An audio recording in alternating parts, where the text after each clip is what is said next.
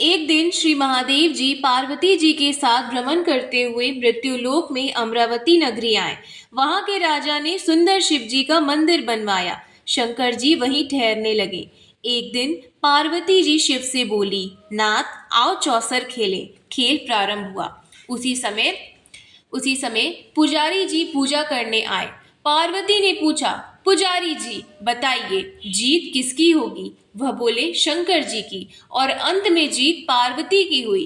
पार्वती ने मिथ्या भाषण के कारण पुजारी जी को कोढ़ी होने का श्राप दिया। पुजारी जी कोढ़ी हो गए। कुछ काल बाद अप्सराएं पूजन के लिए आए। पुजारी जी से कोढ़ी होने का कारण पूछा। पुजारी जी ने सब बात बतला दी। अप्सराएं बोली, पुजारी जी तुम 16 सोमवार का व्रत करो, महादेव जी तुम्हारा कष्ट दूर करेंगे। पुजारी जी ने उत्सुकता से व्रत की विधि पूछी। अप्सरा बोली, सोमवार को व्रत करें, संध्या पुस्रान आधा सेर गेहूं के आटे की 3 अंगा बनावे और घी गुड़ दीप नैवेद्य बेलपत्र आदि से पूजन करें। बाद में 1 अंगा अर्पण कर शेष 2 अंगा प्रसादी समझ वितरित कर प्रसाद ले। इस विधि से 16 सोमवार कर 17वें सोमवार को पाव सेर गेहूं के आटे की बाटी का चूरमा बनाकर भोग लगाकर बांट दे। फिर सकुटुंब प्रसाद ग्रहण करें। ऐसा करने से शिवजी तुम्हारे मनोरथ को पूर्ण करेंगे। ये कहकर अप्सराएं स्वर्ग को चली गईं। पुजारी जी यथाविधि व्रत कर रोग मुक्त हुए और पूजन करने लगे। कुछ दिन बाद शंकर पार्वती पुनः आए। पुजारी को कुशलता पूर्वक देख पार्वती जी ने रोग मुक्त का कारण पूछा। पुजारी के कथा अनुसार पार्वती ने व्रत किया। फलस्वरूप अप्रसन्न कार्तिकेय जी माता के आज्ञाकारी हुए। कार्तिकेय जी ने भी पार्वती से पूछा कि क्या कारण है कि मेरा मन आपके चरणों में लगा। पार्वती ने यही व्रत बतलाया। कार्तिकेय जी ने भी व्रत किया। फलस्वरूप बिछड़ा हुआ मित्र मिला। उसने भी कारण पूछा। बताने पर विवाह की इच्छा से यथाविधि व्रत किया। फलतः वह विदेश गया। वहां राजा की कन्या का स्वयंवर था। राजा का प्रण था कि हथिनी जिसको माला पहनाएगी उसी के साथ पुत्री का विवाह होगा। ये ब्राह्मण भी स्वयंवर देखने की इच्छा से एक ओर जा बैठा। हथिनी ने माला इसी पंडित को पहनाई। धूमधाम से विवाह हुआ। तत्पश्चात दोनों सुख से रहने लगे। एक दिन राजकन्या ने पूछा, नाथ आपने कौन सा पुण्य किया जिससे राजकुमारों को छोड़ हथिनी ने आपका वरण किया? ब्राह्मण ने 16 सोमवार का व्रत सविधि बतलाया। राजकन्या ने सत्पुत्र प्राप्ति के लिए व्रत किया और सर्वगुण संपन्न पुत्र प्राप्त किया। और बड़ा होने पर पुत्र ने पूछा, माता जी किस पुण्य से मेरी प्राप्ति आपको हुई? राजकन्या ने सविधि 16 सोमवार व्रत बतलाया। पुत्र राज की कामना से व्रत करने लगा।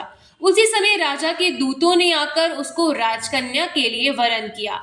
आनंद के साथ विवाह संपन्न हुआ। राजा के देवलोक होने पर ब्राह्मण कुमार को गद्दी मिली। फिर भी वह इस व्रत को करता रहा। एक दिन उसने अपनी पत्नी से पूजन सामग्री शिवालय में ले चलने को कहा, परंतु उसने दासियों के द्वारा भिजवा दी। जब राजा ने पूजन समाप्त किया तो आकाशवाणी हुई कि इस पत्नी को निकाल दे, नहीं तो तेरा सत्यानाश कर देगी। प्रभु की आज्ञा मान उसने रानी को निकाल दिया। रानी भाग्य को कोसती हुई एक नगर में बुढ़िया के पास गई। दीन देखकर बुढ़िया ने इसके सिर पर सूत की पोटली रख बाजार में भेजी। रास्ते में आंधी आई, पोटली उड़ गई। बुढ़िया ने इसको फटकार कर भगाया। वहां से तेली के पास पहुंची तो सब माट चमक गए। उसने भी निकाल दिया। पानी पीने नदी पर पहुंची तो नदी सूख गई। सरोवर में पहुंची तो हाथ स्पर्श होते ही जल में कीड़े पेड़ पड़ गए। उसी जल को पी आराम करने के लिए जिस पेड़ के नीचे जाती वह सूख जाता। वन और सरोवर की दशा देख ग्वाले इसे मंदिर के गुसाई जी के पास लेकर के गए। ये देखकर गुसाई जी समझ गए कि यह कुलीन अबला विपत्ति की मारी हुई है। धैर्य बांधते हुए बोले, बेटी तू मेरे यहाँ रह, किसी बात की चिंता मत कर। रानी आश्रम में रहने लगी, परंतु जिस वस्तु में उसका हाथ लगे उसी में कीड़े पड़ जाए। दुखी और गुस्साई जी ने पूछा, बेटी किस देव की आराधना से तेरी ये दशा हुई है? रानी ने बतलाया, मैं पति की आज्ञा का उल्लंघन कर महादेव जी के पूजन को नहीं गई। गुसाई जी ने शिवजी से प्रार्थना की। गुसाई जी बोले, बेटी तुम 16 सोमवार का व्रत करो। रानी ने सविधि व्रत पूर्ण किया। व्रत के प्रभाव से राजा को रानी याद आई और दूतों को उसकी खोज करने के लिए भेजा। आश्रम में रानी को देख दूतों ने आकर राजा को रानी का पता बतलाया। राजा ने जाकर गुसाई जी से कहा, महाराज, ये मेरी पत्नी है।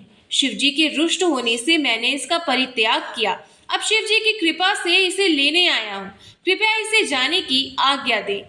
गुसाई जी ने आज्ञा दे दी। राजा रानी नगर में आए। नगरवासियों ने नगर सजाया, बाजे बजने लगे, मंगलोच्चार हुआ।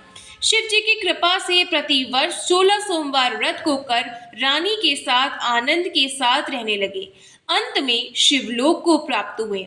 इसी प्रकार जो मनुष्य भक्ति सहित और विधि पूर्वक 16 सोमवार व्रत को करता है और कथा सुनता है, उसकी सभी मनोकामनाएं पूर्ण होती हैं और अंत में शिवलोक को प्राप्त होता है। ओम नमः शिवाय। ओम नमः शिवाय। ओम नमः शिवाय। ओम नमः शिवाय। ओम नमः शिवाय।